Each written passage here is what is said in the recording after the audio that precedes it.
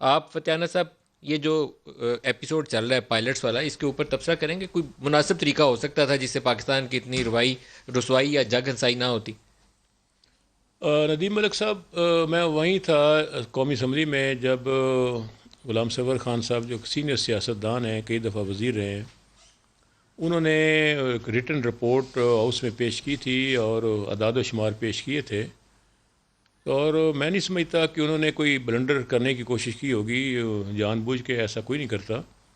انہیں جو بریف کیا گیا منسٹری سول ایویشن سر ان کی منسٹری تو خود ان کے اسٹیٹمنٹ کو آن نہیں کر رہی۔ اب وہ نہیں کرے، لیکن یہ ہو نہیں سکتا کہ وہ کسی مفروضے کی بنا۔ آپ نے وہ لیٹر دیکھا ہے جو انہوں نے عمانی سویلیشن اتھارٹی کو لکھا ہے؟ پڑھا آپ کی نظر سے گزرا؟ جی میں نے لیٹر نہیں دیکھا، لیکن میں ویسے گزارش کر رہا ہوں کہ کوئی بالکل نیا آدمی ہوتا جس کو پتہ نہیں ہے ایڈمنسٹریشن کا، تو اتنا بڑا بلنڈر خان صاحب کر نہیں سکتے۔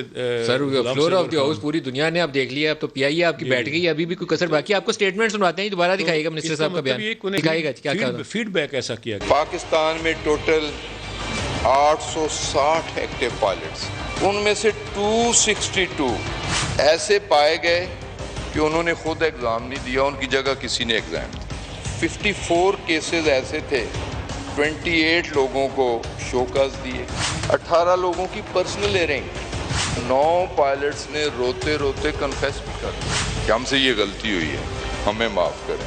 معاف کرنے والا اللہ ہے، لیکن ہم معاف کرنے والے۔ 658 ایسے لوگ جن کی ڈگریاں جیلی تھیں، ان میں 17 پائلٹ بھی تھے، ان میں 96 انجینئرز بھی تھے۔